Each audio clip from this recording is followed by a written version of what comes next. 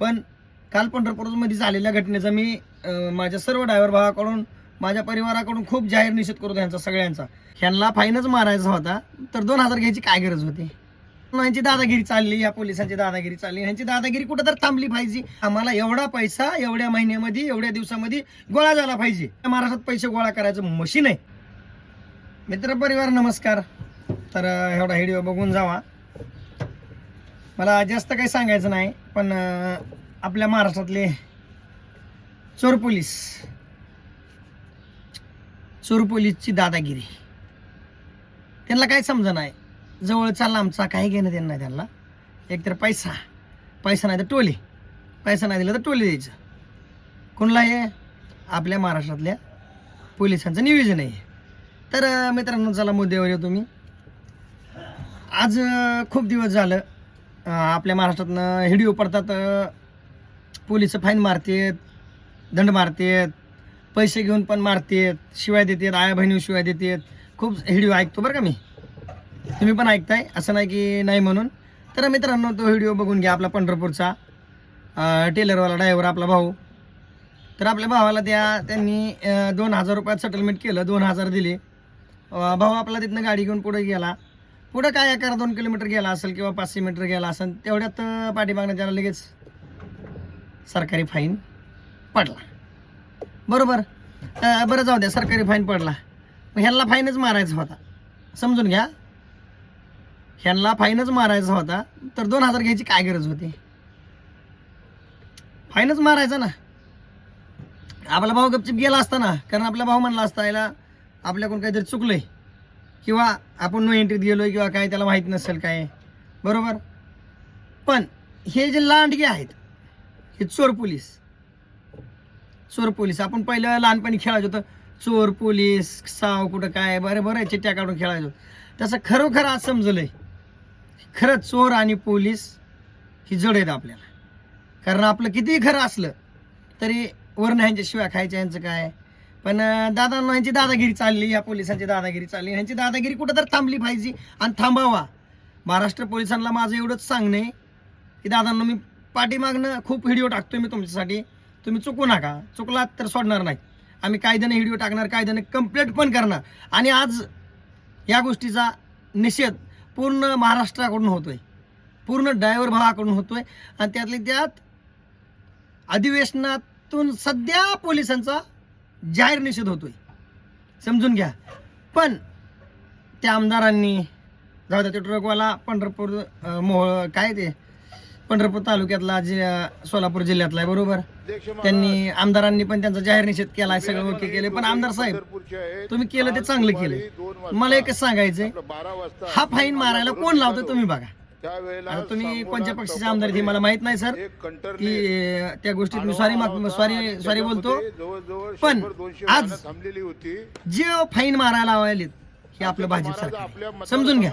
चुकीचं बोलणार नाही, कारण आरटीओ ला ह्यांनी नियम दिलाय. आरटीओची पहिली महाराष्ट्रात एक गाडी होती, एक महाराष्ट्रात एका जिल्ह्याला एक गाडी.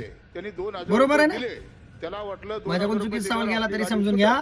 महाराष्ट्रामध्ये जेवढे जिल्हे आहेत त्या हर जिल्ह्याकडे एक गाडी होती. आणि आता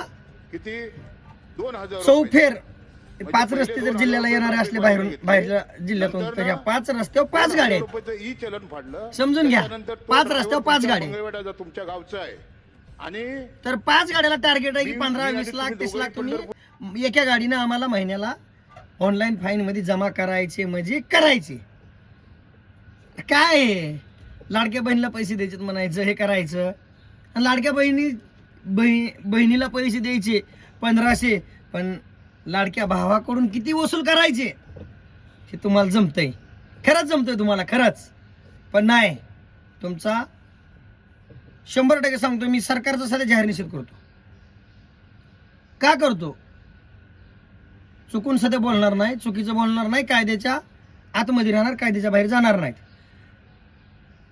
तुमचीच खेळी ही. खूप माझे मित्र परिवार आहेत, पोलीस नातेवाईक आहेत, खूप आहेत.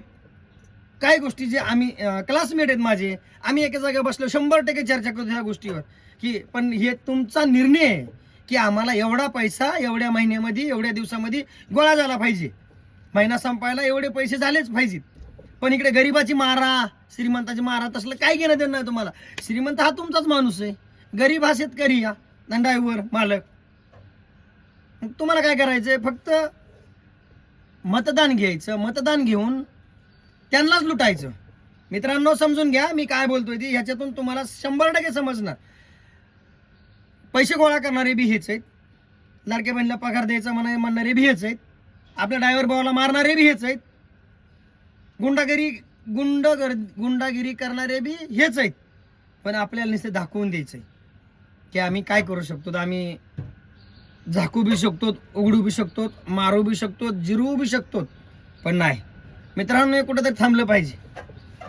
आपल्या ड्रायव्हर भावाला खूप त्रास होतोय, कुणी पण असू द्या, खूप मारते ड्रायव्हरला, खूप.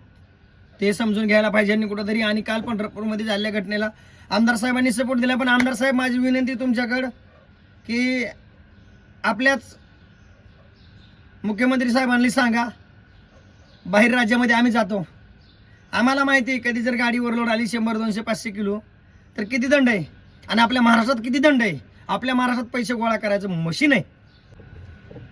आमदार साहेब, मला जास्त काही सांगायचं नाही, तेवढं मशीन तेवढं बंद करा. आणि आपल्या मुख्यमंत्र्यालाच विनंती आहे की तुम्हीच हे फाईन जे मारायचे, हे रस्ते सोडेत का, हे तुम्हीच बंद करा. आणि दादागिरी हे करायला सोडेत का, हे तुम्हीच बंद करू शकता. आणि तुम्ही त्यांना आमच्या ड्रायव्हर भावाच्या मालकांच्या अंगावर घालू शकता. पण काल पंढरपूरमध्ये झालेल्या घटनेचा मी माझ्या सर्व ड्रायव्हर भावाकडून, माझ्या परिवाराकडून खूप जाहीर निषेध करतो यांचा सगळ्यांचा. कारण ते पोलीस, ते वाघमोडे का कोण आहे, किती दादागिरी करतोय, काय करतोय, कसा मारतोय. अरे तुझ्या घरी जर तसं कोणाला मारलं, एक कानपाटीत मारायचं, तुला किती राग येईन रे भाडव्या. समजून घ्यायला पाहिजे. तू किती नालायक आहे रे, तू किती शहाणा आहे, समजून घे. तू लाज वाटाय पाहिजे तुला. अरे आज आमदार साहेबांनी तो एवढं उचलून धरले म्हणजे तुम्ही त्या लायकीचे आहेत. तुम्ही विनाकारण ड्रायव्हरला मारता, विनाकारण त्रास देता. तुम्ही वर्दीच्या वर्दीला मी कधीच नावं ठेवत नाही, पण वर्दीच्या जीवावर तुम्ही दादागिरी करता. ही दादागिरी तुमची कुठेतरी थांबली पाहिजे, आणि थांबवा. ह्याच्यापेक्षा जास्त काय सांगणार नाही. कालच्या झालेल्या घटनेचा पंढरपूरच्या आम्ही सर्व ड्रायव्हर, सर्व महाराष्ट्रातील जनतेकडून तुमचा जाहीर निषेध. जय हिंद, जय महाराष्ट्र.